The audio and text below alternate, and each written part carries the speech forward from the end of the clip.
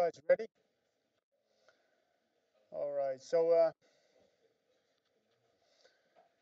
we were in this slide.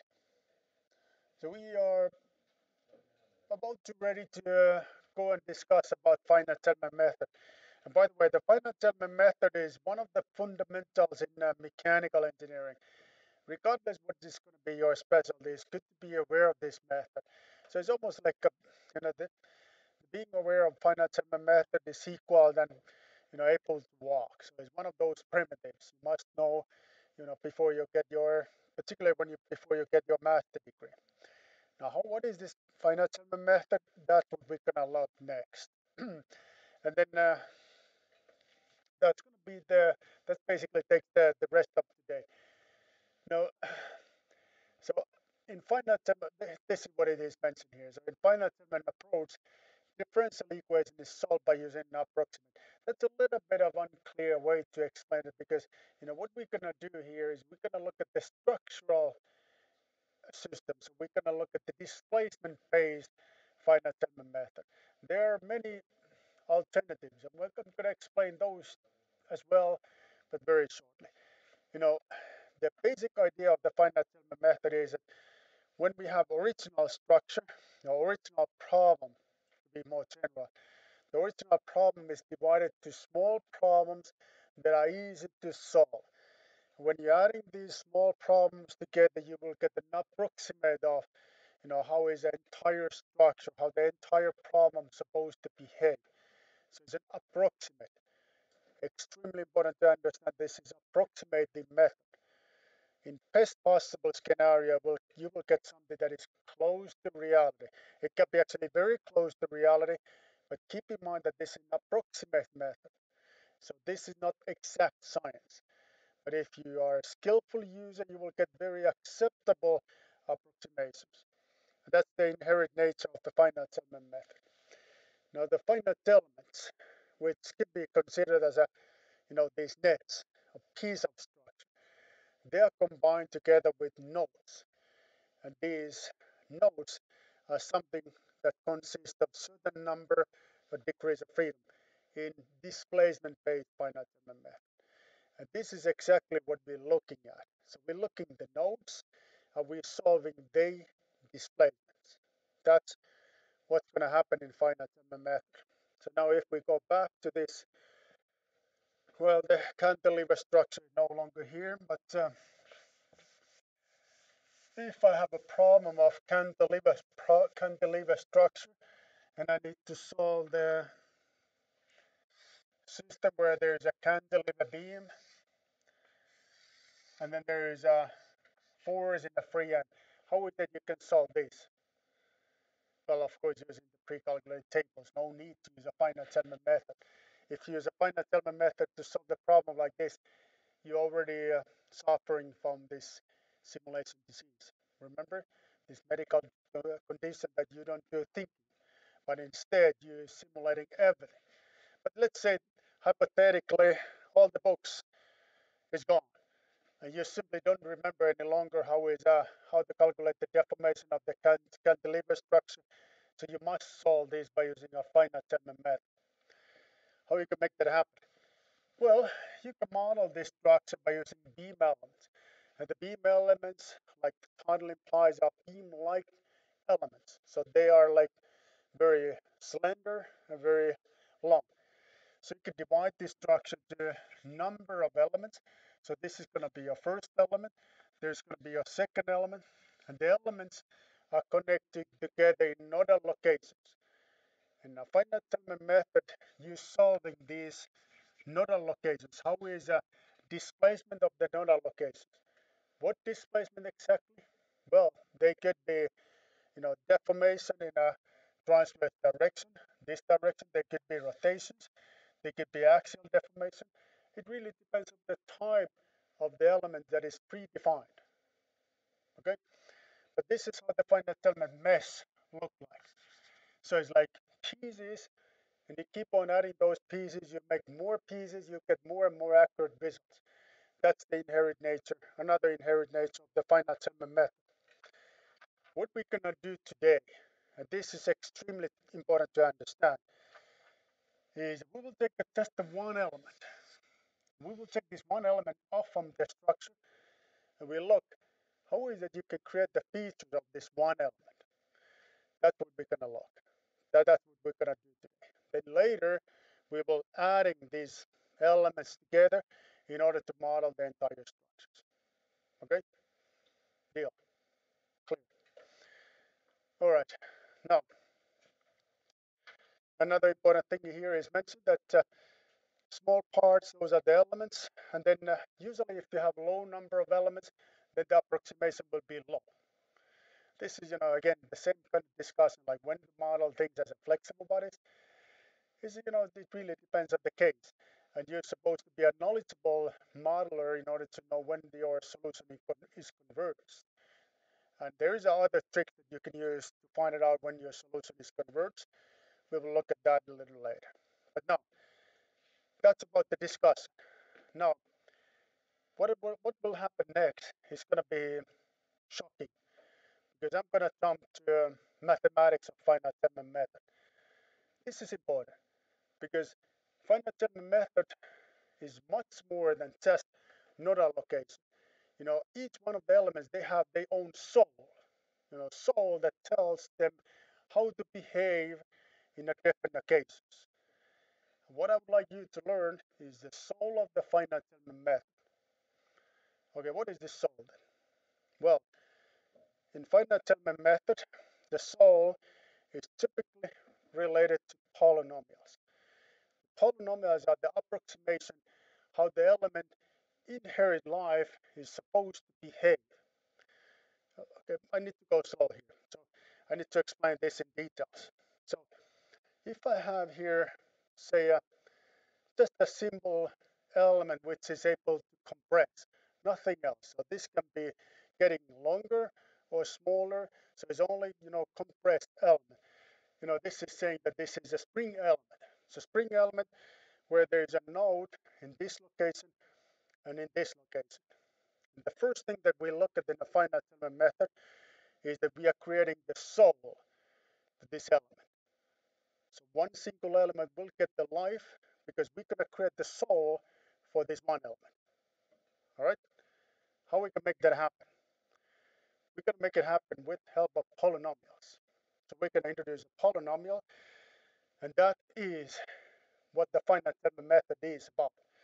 So we're saying that, okay, we are approximating every single particle between these two extremes by using polynomial where there's one constant polynomial a0 and then plus a1 plus x, excuse me, multiplied by x. X is this coordinate here. This tells me how every single particle between these two ends will behave. How it tells me? Because of the polynomial expansion here. That's what it is. So that's what the finite element method is about. How is this? We need to look at another example to make a better picture about it. But kind of is the equation how the particles between this and this end is assumed to move. All right. Now that's kind of like the basics of the finite element method. And how we can solve the finite element problem then is that we can actually take these unknowns that are a0 and a1 and solve them with respect to equation that tells how this spring element is supposed to behave. And that is going to be our solution. Now the problem in this method is that if we're going to use a0 and a1 as they are, they're a little difficult to use because they have no physical interpretations. They're just unknowns. But what it means, if we can solve these unknowns, that's a little bit unclear. Of course, we can substitute this here, but still is a little bit unclear. So let's do something that is fundamental in finite element method. And what we're going to do is that we're going to replace these unknowns by nodal locations and nodal displacement. Those are actually making some sense because we do understand that if this node is having a displacement that is 0.1, it means that it's moving this direction. And if this is 0, it is standing still. So this having some, clear physical interpretation. Whereas the polynomial extreme, these coefficients, they too have the same thing, but a little difficult to follow. Okay. Now, so what we're gonna do is that we will replace this A0 and A1 by displacement, and then we're gonna have a displacement-based finite element method. All right, makes sense. We could use the same concept, to analyze the flow or heat transfer. So then the physical interpretation will not be the displacement, but the heat or flow. We could also add, use the displacement-based method and add more unknowns. It's possible that there is an unknown that is a displacement, but it could be also, this unknowns that is, say, a pressure. This is, the mixed combination of unknowns.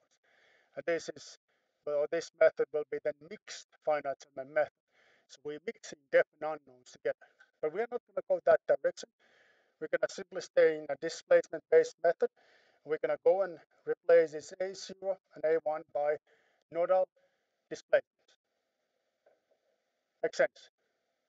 Okay. Now, how we can make that happen? Well, we can make it happen because that's the way that we write this, the equation that was in the previous slide by using two vectors. The one that is consists of kind of like polynomial expansion, so is 1 and x, and unknowns. So these are the unknowns at this time. But I'm not comfortable with these unknowns, and I wanted to express these unknowns by using nodal coordinates because I'm looking the nodal displacement and I'm looking the displacement-based finite element method. Makes sense? Please do this. You're forced to do this. Everyone have to do this. Regardless, what is your thoughts? I'm not asking your thoughts, and I'm asking you just to do this. Okay, to raise the spirit. Okay, now what we're gonna do then is that we're gonna use this previous equation, the one that was shown here. We're gonna substitute the information that we have to that equation. And the information we have is that where the nodes are located in the initial configuration. This one is located in a point where the x is equal to 0. This one is located in a point where x is equal to L. All right? So let's substitute it. Excuse me. So when I substitute that information to this first equation, I'm only going to get A0, nothing else. When I'm substituting that in the second case, it's going to be A0 plus A1 multiplied by L. All right? That makes sense then.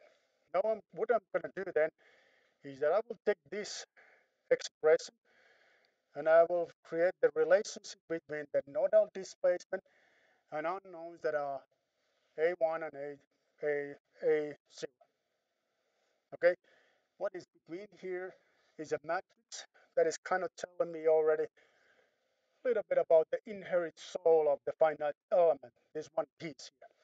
And now the final trick that I need to do here is that I need to take this one here and solve it from this equation. How can I make it happen? I can make it happen by simply inverting this particular matrix and put it in another side of the equation. When I do the inversion, I can do it. I can make it happen. Now I have here this matrix that is inverted multiplied by these nodal locations, and when I do the inversion, this is what I'm gonna get as a result. This what I get as a result is something that is called shape functions. So the assumed deformation shape of this one piece, one element, and they are coming from the polynomial. That's where they're coming from. That this is a kind of the soul of the finite element. Now often you hear this story that the finite element method is a method that there is a point where you're solving the displacement, and what is between these points is unknown. We have absolutely no idea what is between these points. And finite element method is opposite of that because it's all about how is the life between these two extremes. And the life of these two extremes are first expressed by polynomial, and then later by shape functions. And the shape functions tells me that if I come and move, say this node here a little bit this direction, how the particles that are between here, how they're gonna move. And this is a linear element, so they're gonna move linearly as shown in these two plots. That's what it is. Beam element, which I will shortly explain to you as well, you can get another shapes. So these are the assumed deformation shapes that are coming from polynomials. There's a method that is kind of like causing a finite element method that is Rayleigh-Ritz method. It's pretty much same idea than the finite element method, except in the Rayleigh-Ritz method, there's a two big differences. The first difference is that you know you wanted to create some kind of approximation for entire structure, not just one element, but entire structure. It could be a trigonometric function with unknown coefficients, or it could be polynomial. And then so that's a big difference. So you're looking there by nodal displacements. Okay. Now, where these polynomials are actually coming from. So if I have here a0 and a1 and then x, if I would add more nodes to this element, if I adding here like node here, here, and here, how would be my polynomial? The polynomial selection can be get from something that is called Pascal's triangle. And the triangle goes, is it me or we all saw that? Okay, so, okay, so let's put it this way. So there is this triangle goes like this. This is just one dimension. It could be another dimension as well. So let's put it like this.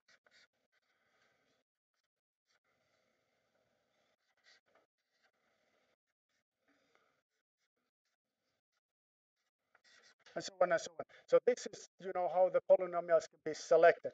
So now if we just look in the line elements, which is the spring element, we can simply select this line and select as many components we need from this particular line. So now, I had it originally, the spring element with the two nodes. So I need two components from this triangle here. And these components were this and this, correct? Now, if I would add one more element here, excuse me, one more node, let's put it in the middle here. I need one more component here. So it's going to be three components in my polynomial. If I would add it two more, I need this and this. And continue and continue. If you have another dimension, like in the plate elements, now we all saw this. Please, because soon I need to go and see the occupational health doctor. That things are not going smoothly in my lecture.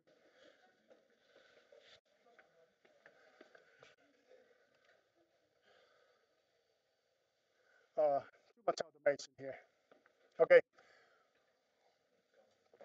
so you got how you can select these polynomials. Now these polynomials initially will be multiplied by unknowns, and these unknowns will be expressed by nodal degrees of freedom. And when I was, you know, this is a little bit of my life story too. So I got my doctor degree 1997, and then I went I spent my postdoctoral studies or research period in UIC, which is the University of Illinois at Chicago. And at that time, I had a really famous supervisor. His name, and he's still working in that university. He's Ahmed Chabana. He is like, if you make a list about important and famous people in the field of multi-body system dynamics, first one is Ahmed Chabana. Then comes nothing, then still comes nothing, and then rest. So he's that big name. So I was working with him, and I got the simple assignment. So I was have to develop the special type of uh, I always have to develop the same functions for a special new type of the element that was a plate element. And that plate element was very special plate element.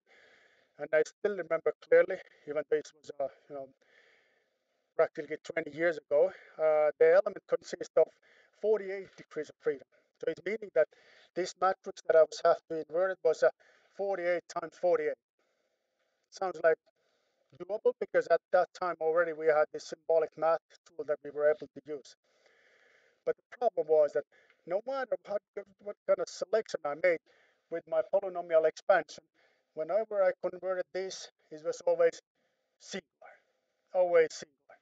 So my life back then was such that I came to my office 8 o'clock in the morning. Then I started to type this 48 times 48 matrix, and I was ready to do the conversion, sometimes say 10 o'clock, and then I pressed enter, singular.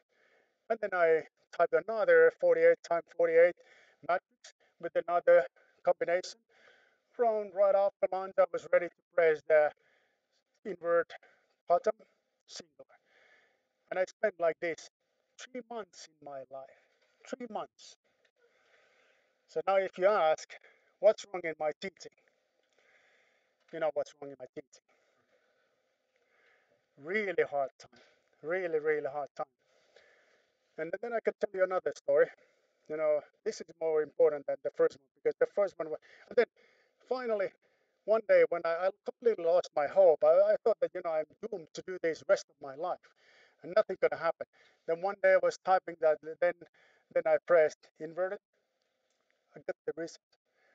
I was crying. It was an unbelievable feeling. I thought that it's never gonna happen to me. It finally popped up. Now there is more sophisticated way to do it, but back then that was the only way to do it. So then another story that I would like to share with you, and this comes with the lecture, important information. You know, then just when I was about to end my postdoctoral period, there was another guy from Finland that came to this team, and this other guy he got the simplest possible assignment, like really simple one. And this assignment was provided by this famous professor Ahmed Jabana, and the assignment was to verify the element that they're providing exactly same results than in a commercial finite element code. Very simple. It was simple, like basically like cantilever structure, something equally simple. And then this guy, okay, he said, yeah, I can do it, I can make it happen. And then he went to his own cubicle. He spent there a month, and then he came back and said, I cannot do it. I was like, oh my God, he's saving me. This guy is from the same country that I am. He's even the same university. And now he got the simplest possible assignment and he's unable to do it. Like unbelievable, guys. So how this is even possible? Because the assignment couldn't be ever any simpler than that. Then, of course, the professor was like, oh my God, this is unbelievable. Go back to your cubicle and do the job. Do the job. This is only what I'm asking you to do. So this guy went back to his cubicle, and then another month went by, and he came back and said, I cannot do it. And then everyone was like, oh my God, this is unbelievable. He cannot do it. And then he started to explain, the problem is this, that I cannot get the same results. And everyone was mad, like, I cannot get the same results because everything is absolutely correct. Go and do the job because everything is correct. Just verify it and that's it. Another month went by, and the guy came finally and said, okay, I'm unable to finish this job. I need to go back to Finland. And he went back to Finland. And then I think that it was after 6 months or so, I too came back to Finland. And then his guy come to my office and knocked to my door and said, now I know the solution. And the solution is that the method that we developed was incorrect. And he was able to pinpoint the serious mistake in the formulation that was developed in Chicago. It was a serious problem. And look at this. So this was a doctoral student at that time.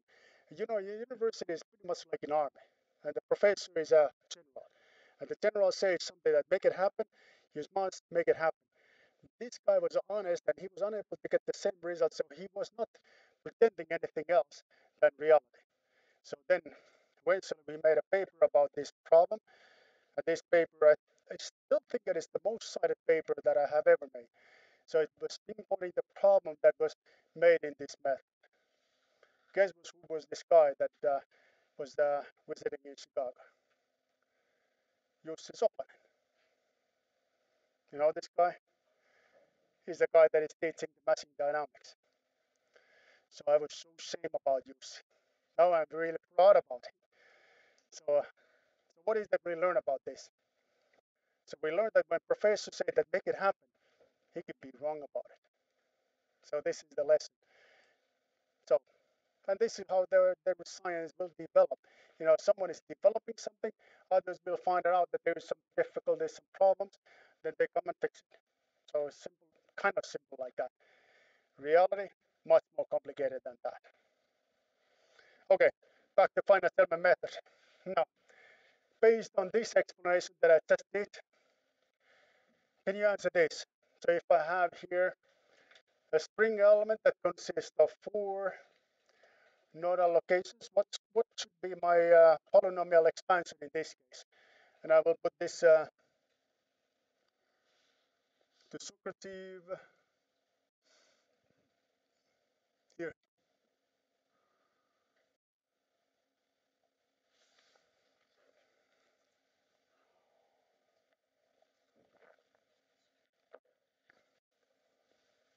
Should we wait until? Oh yeah, you. Of course. I'm sorry about this.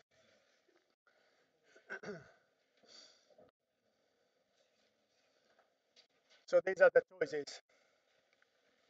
Choices are here. So the first one is the one that we are already familiar with. So is two components. Let me emphasize something we are already familiar with.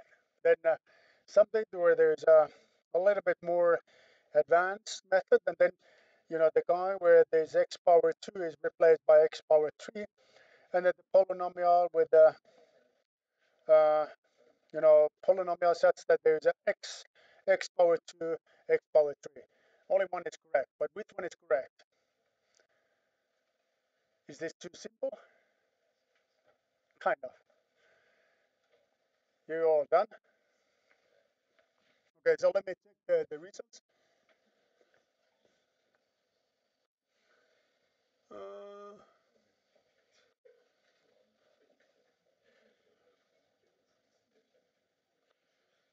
where is it now?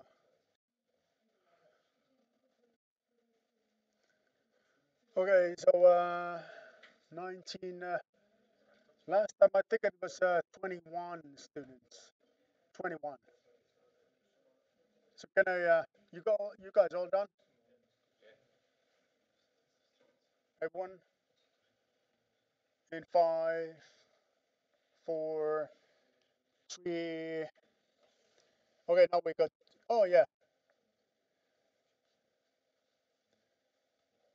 I guess that this is it. Okay, is it gonna be 100% or not? Yes or no? No, no, it's not gonna be. Okay, okay. So not 100%. So let's take a look at that. Let's go back here. Uh, OBS grasped. Oh, stopped. No, really have no idea how this goes. But it looks really that is not going well. But I want to go back here, back here. Now, this is what we looked in the first case, and these two unknowns were because of the two locations where we have two unknowns in total. So that's where the number was coming from. This one here consists of situation where there would be just a one node in the middle, nothing else. This is the same, this is just skipping the x power 2 but using x power 3 instead. So the correct answer is this one because 1, 2, 3, 4. 1, 2, 3, 4. That's where it's coming from. That is a representation we can use to describe the inherent soul of this particular B-melon. Now what I'm going to do, just I'm going to spend, okay, this is a little bit of pouring part. But then what we can do with the save function, what we can do with this inherent information, well, we can create this stiffness matrix and the mass matrix. And those are the ones we can use in order to compute the displacement. Once we know the external applied forces, this is a little bit of boring part, and I'm going to be just brief here. The way we can make it happen is that we can again use the concept of virtual work, but the basic business is here that I have here strain that we can get from the shape functions. And then I have here elastic modulus, which is actually is a scalar value in this case, and this is a virtual displacement introduced to strain. And now using again strain rule of differentiation, I can get this strain in such a way that I have here partial strain multiplied by this divided by uh, partial displacement multiplied by delta displacement. Boring stuff, but this is very mechanical. Simply introducing this information to this equation, how the strain and displacement is related. This one is a little bit important. So it's coming from the fact that I differentiate the displacement with respect to x coordinate. This tells me how is a relation between the nodal displacement and the strain. And this relation is typically described by matrix or vector that is called kinematic matrix. Now, substituting this information here, I will get the stiffness matrix, and the stiffness matrix will be the one shown here. And I'm sorry to be this brief. I will summarize this in the next lecture, and the stiffness matrix eventually will look like shown here. So this is a elastic modulus cross-section area length, and this substituted to this 2 by 2 matrix. That's gonna be our stiffness matrix, describing the stiffness properties of this particular element.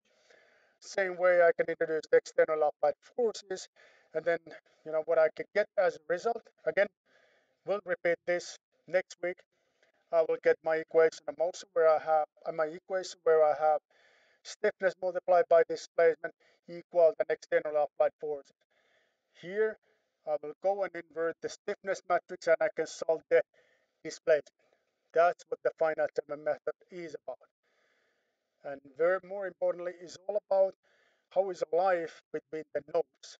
And the life between the nodes is described initially by polynomials that are then converted to be shape functions. That's what the finite element method is about. And with that, we're going to close out assumed deformations. And this is where things, what this guy uses open and teach you will comes actually to be very relevant. We need that information. Okay, but with that, gonna see you on Monday. And also another final thing, our course Moodle site is in a mess, and I tried to find the time this week to make it look better and make these recordings available for you.